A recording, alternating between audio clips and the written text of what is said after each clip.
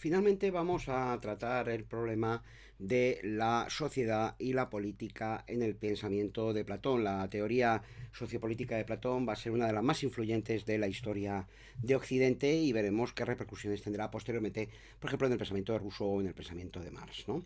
En el terreno sociopolítico, Platón va a mantener también, digamos, el intelectualismo ético de su maestro Sócrates, ¿no?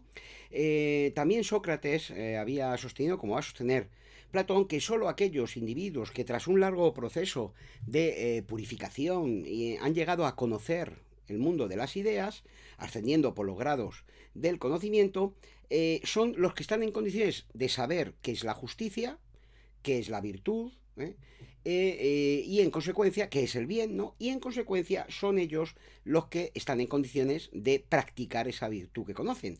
Por tanto, solo ellos estarán capacitados para gobernar correctamente y justamente el Estado. De ahí concluirá Sócrates y también Platón, que va a seguir a su maestro, que solo el filósofo, es decir, solo aquel que sabe o conoce los valores éticos, como por ejemplo el valor de la justicia y el valor del bien, solo aquel que está educado en la filosofía puede ser un buen gobernante. En cambio, aquel que los desconoce, aquel que es, digamos, una persona que carece por completo de cualquier conocimiento de esos ideales éticos, especialmente el ideal de la justicia, pues caerá fácilmente en la corrupción, porque es alguien que está unido al mundo sensible y en consecuencia, pues dependerá sus opiniones de cómo vayan cambiando las circunstancias y nunca mantendrá una conducta éticamente correcta que le permita gobernar con justicia el Estado. En realidad, desde el punto de vista histórico, la teoría sociopolítica de Platón está muy condicionada, muy influida por la situación de profunda crisis social y política que afrontaba su ciudad, Atenas, después de la derrota de esta ciudad frente a Esparta en la guerra del Peloponeso.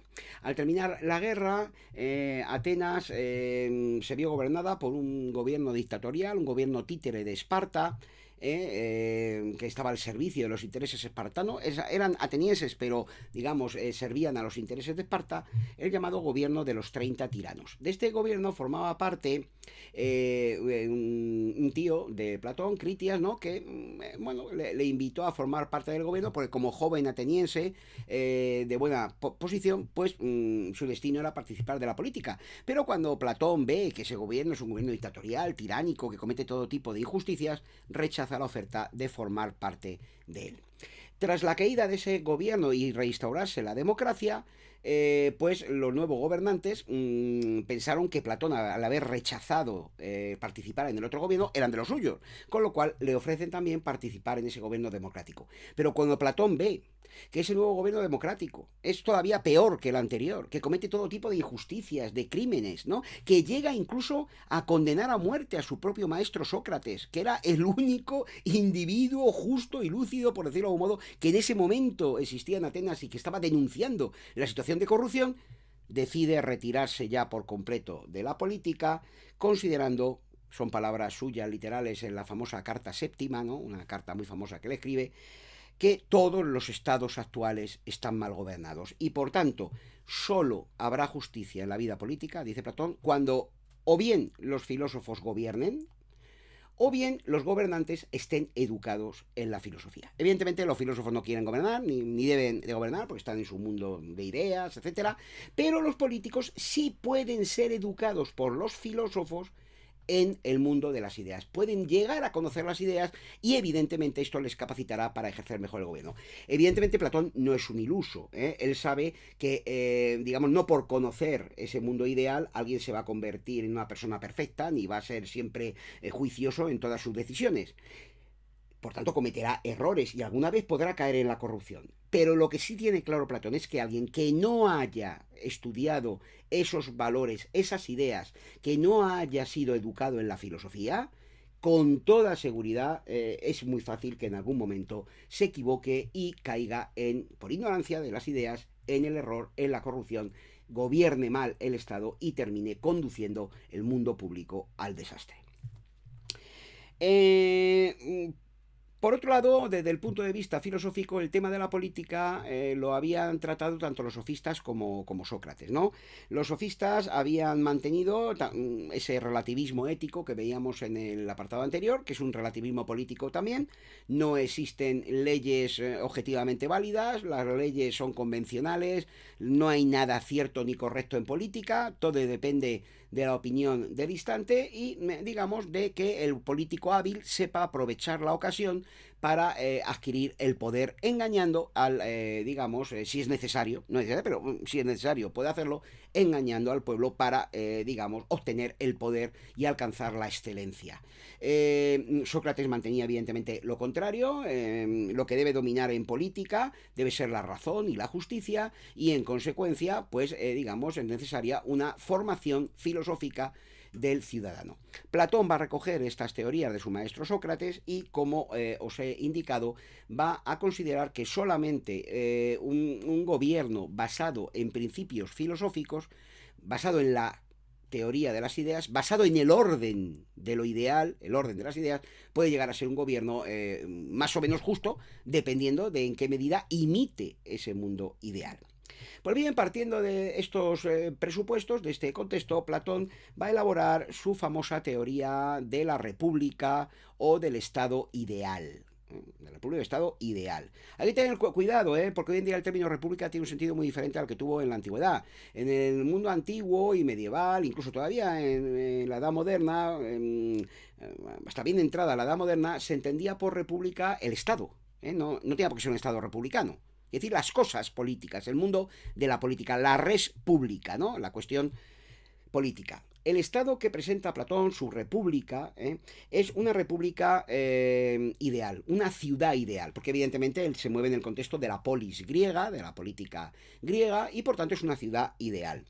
Por tanto, Platón, en su teoría política y social, no nos ofrece la descripción de un Estado que realmente exista, sino de un Estado, que sería el modelo ideal, la idea del Estado, ¿no?, que deben de imitar los estados particulares en sus constituciones si quieren llegar a ser un Estado perfecto. Cuanto mejor imiten ese modelo ideal, más perfecto será ese modelo de Estado.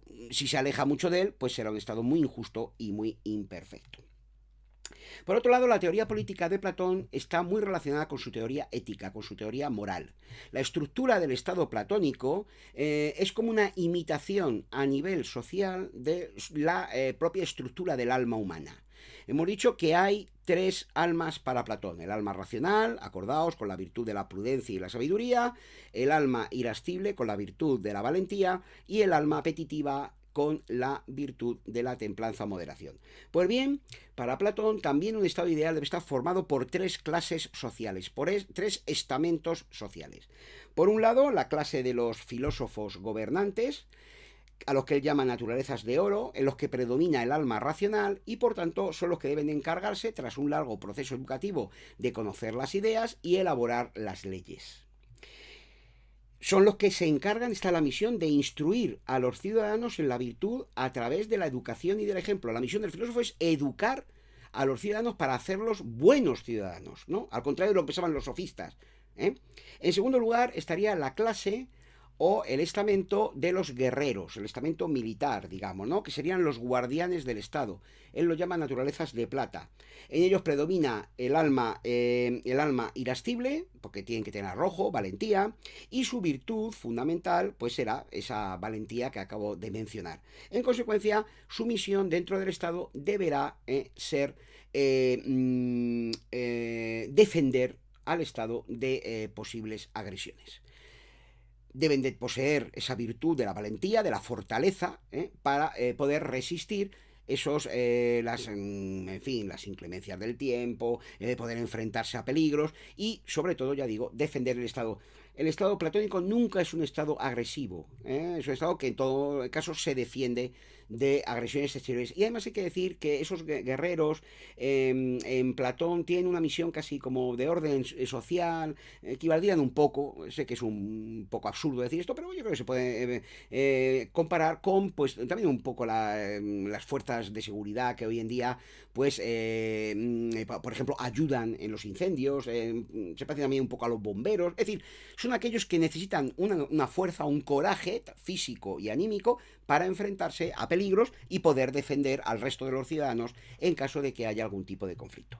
Y finalmente estaría la clase social, el estamento de los productores, es decir, aquellos que se encargan de aprovisionar el Estado, a los que Platón denomina naturalezas de bronce, y que, como en ellos predomina el alma apetitiva, pues su virtud fundamental debe ser la templanza. Hay que decir que en este estado platónico reina una igualdad absoluta entre hombres y mujeres. Hombres y mujeres pueden formar parte de cada una de estas clases, por tanto habrá filósofas gobernantes, mujeres que formen parte de los guerreros, o mujeres que formen parte del mundo de los productores, porque no es un estado de castas, no es un estado democrático para nada, para nada. Pero tampoco es un sistema de castas. La educación hace que los niños puedan pertenecer a una clase superior o inferior. Es decir, el hijo de un guerrero, si muestra inteligencia y deseos de conocer las ideas, puede con el tiempo llegar a ser un filósofo o filósofa gobernante. Mientras que el hijo de un filósofo o filósofa gobernante, si muestra que no tiene interés por el conocimiento y lo que le gusta es el ejercicio físico o ganar dinero, pues formará parte de las otras dos clases sociales. Por tanto, no es un estado cerrado, al contrario de lo que ha creído dar a entender algunos autores como Popper, ¿no?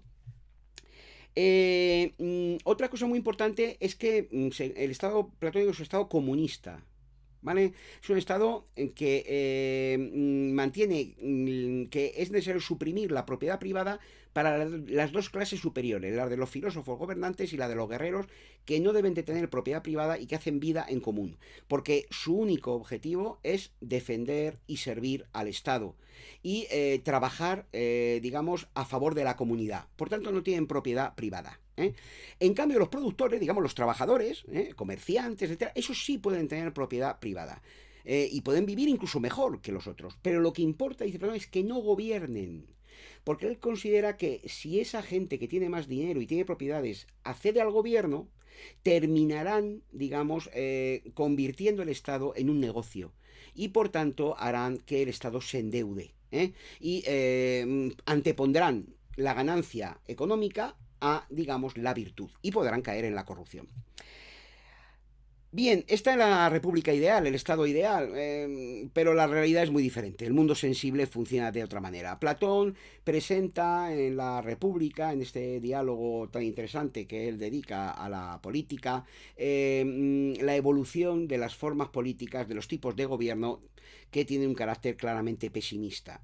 Para Platón hay como un círculo fatal, ¿no?, en el que se mueven los sistemas políticos en la historia real, ¿no?, de la política. El primer tipo de Estado es la aristocracia, evidentemente la aristocracia de las ideas, gobiernan los mejores, los que han llegado a conocer las ideas, pero ese tipo de Estado no se suele dar. Lo que se da es lo que se llama la timocracia, que no es el gobierno del timo o de los timadores, sino que es el gobierno del timos. Timos es la palabra para designar el alma irascible. Por tanto, es el gobierno de los guerreros, de los militares, una especie de dictadura militar. La aristocracia que se ha dado en la historia, ¿no?, que ya es algo imperfecto, ¿no? Luego, el gobierno más imperfecto es la oligarquía, que sería el gobierno de los más ricos, de aquellos que tienen más dinero, esos productores que terminan haciéndose con el gobierno. Y el gobierno más imperfecto que le sucede es la democracia.